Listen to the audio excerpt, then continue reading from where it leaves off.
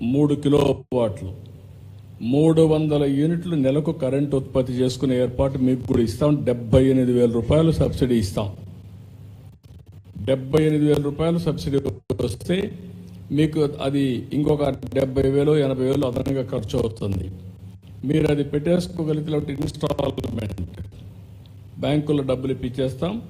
మీరు ఆ డబ్బులు తీసుకుంటే మీరు ఇప్పుడు కట్టే కరెంట్లో తక్కువ, దాంట్లో 70-60% ఇచ్చేస్తే 50% ఉండొచ్చు. Instalment work out చేయమంటున్నాను.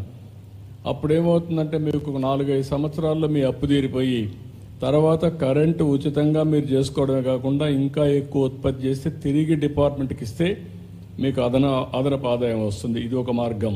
రెండో మార్గం, 200 యూనిట్ల వరకు మీరు కరెంట్ ఉత్పత్తి చేసుకుంటామంటే ఓసీలకు కూడా ఇచ్చేసి నేనే డబ్బులు ఖర్చు పెట్టి అవి కూడా ఇచ్చిన తర్వాత 55,000 రూపాయలు అదనంగా అవుతుంది. మీకు దగ్గర ఒక 60,000 రూపాయలు సబ్సిడీ వస్తుంది. 55,000 రూపాయలు అదనంగా అవుతుంది. మేమే ఖర్చు పెడతాం. మీకు మిగిలిన కరెంటు మాకు ఇస్తారు. ఆ కరెంటు నెల వారీగా లెక్కేసుకొని మీకు చెప్తాం ముందుగా ఇంత వచ్చిందని. దానిపైన 3 ఏళ్ళు 4 ఏళ్లలో మీ అప్పు తీరిపోతుంది. ప్రస్తుతం ఉచితంగా కరెంటు వస్తుంది. 3-4 ఏళ్ల తర్వాత మీకు అదనపు ఆదాయం వస్తుంది. మళ్ళీ దాని మీద మీ డబ్బులు ఒక్క పైసా లేకుండా మీకు అదనపు ఆదాయం వచ్చే విధంగా చేస్తాం. ఇది చేసుకుంటే మీకు కరెంటు ఛార్జీలు కట్టే పరిస్థితి లేదు. ఇండ్లకు కానీ పంప్ సెట్లకు కానీ కడాన మీ ఇంట్లోనే మోటార్ బైకులు ఉంటే మోటార్ బైకులు పెట్టుకోండి, సైకిళ్ళు పెట్టుకోండి, ఆటోలు పెట్టుకోండి, కార్లు పెట్టుకోండి. మీ ఇంటి దగ్గరనే ఛార్జ్ చేసుకునే పరిస్థితి వస్తే పెట్రోల్ డీజిల్ ఖర్చు లేకుండా ఎక్కడికి పోవాలన్నా తిరుపతి పోయి చూసుకొని మళ్ళీ హ్యాపీగా ఇంటికి వచ్చేయచ్చు. ఆ ఏర్పాటు కూడా చేస్తాం. పైసా ఖర్చు లేకుండా ఇది కూడా వస్తుంది. ఇప్పుడు కొత్తగా బ్యాటరీలు కూడా వస్తున్నాయి, స్వాపింగ్ కూడా వస్తున్నాయి. మీరు పోతూ పెట్రోల్ బంక్ దగ్గర గంటల తరబడి నిలబడుకోవాల్సిన అవసరం లేదు. ఛార్జ్ అయి ఉంటుంది.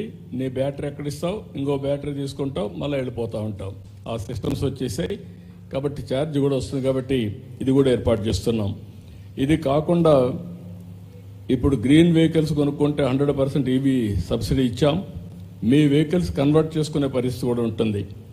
మన ఏరియాలో నేను ఒకటే ఆలోచిస్తున్నా, ఎక్కడ కూడా పొల్యూషన్ లేకుండా, CO2 లేకుండా ప్రశాంతంగా ఉండేట్టుగా ఏర్పాటు చేయాలని నా కోరిక. రాష్ట్రాన్ని మొత్తం చేయాలి. దానికి నారావారిపల్లి క్లస్టర్ని ఒక నమూనాగా తయారు చేయాలని చెప్పి నేను ఆలోచిస్తున్నా.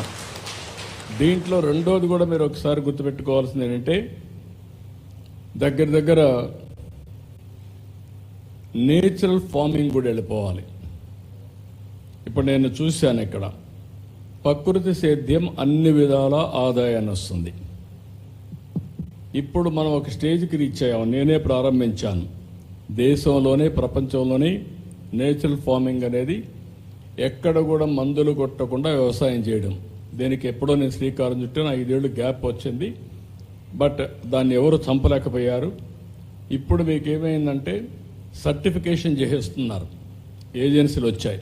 మీరు పండించిన పంట నేచురల్ పంటగా ఉందా లేదా అని సర్టిఫికేషన్ చేస్తారు ప్రోడక్ట్ చూసి.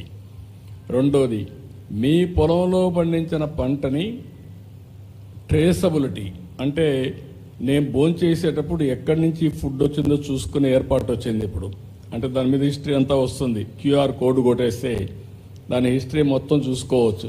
పలానా రైతు పలానా సర్వే నెంబర్లో ఈ పంట పండించాడు, ఇది ఏ మాత్రం వేయలేదు, దీనికి సర్టిఫికేషన్ కూడా ఉందంటే అతను సేఫ్గా నేచురల్ ఫార్మింగ్ వచ్చింది కాబట్టి తింటే ఆరోగ్యం బాగుంటుందని హ్యాపీగా తినే పరిస్థితి వస్తుంది.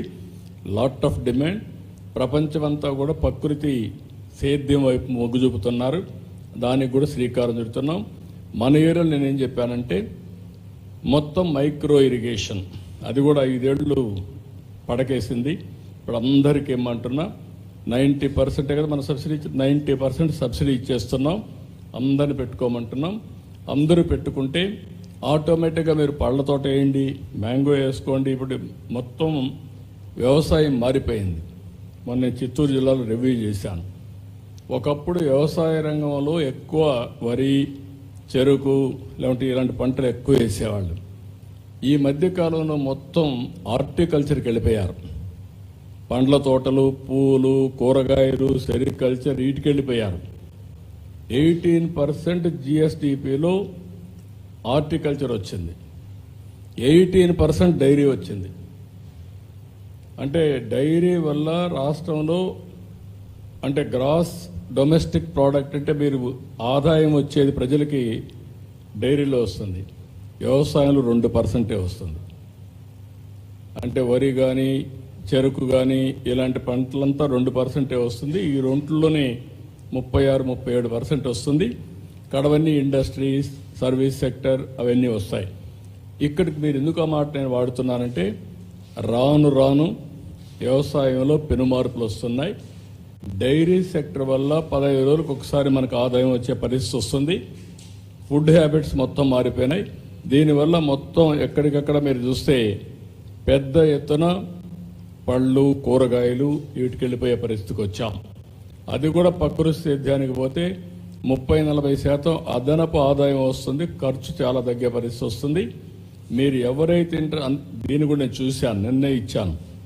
ఏవైతే డ్రిప్ ఇరిగేషన్ పెట్టిన తర్వాత మీరు వేసే నేచురల్ ఫార్మింగ్కి అవసరమైనట్టే కూడా ఆ డ్రిప్లోనే కలిపేసేయచ్చు.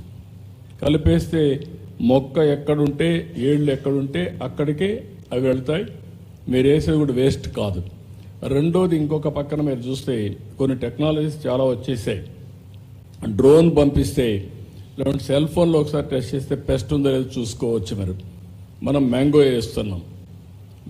వేస్తున్నాం, ఒక్కొక్క సంవత్సరం పంటే రావడం లేదు, ఆ తెగులు రావడం కానీ ఇంకోటి కానీ వీటితో మొత్తం పోయే పరిస్థితి వచ్చింది. ఇప్పుడు పామాయిల్ ఉంది. పామాయిల్ ఏం చేస్తున్నారంటే ప్రైవేట్ వాళ్ళందరూ చేస్తున్నారు. ఒక్కొక్కరికి ఇన్ని వేల ఎకరాలు ఒక ఫ్యాక్టరీకి ఇస్తాం. వాళ్ళు మోడర్నైజేషన్ తీసుకొస్తున్నారు, డ్రిప్ ఇరిగేషన్ పెడుతున్నారు, ఒక డ్రోన్ పెడుతున్నారు.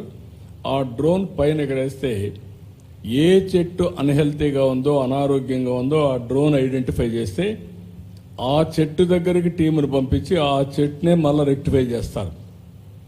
ఆ టెక్నాలజీస్ వచ్చేసాయి. అంటే ఆ చెట్టు దగ్గరికి వెళ్ళిపోయి దానికి చేసే విధంగా ఎప్పటికప్పుడు ఇన్ఫర్మేషన్ ఇస్తుంది. ఇది నేను కూడా ఇక్కడ డ్రోన్స్ని కూడా ఇప్పుడు పెడతాను. ఈ సెంటర్లో పెట్టి టెక్నాలజీ కూడా ఇస్తాం.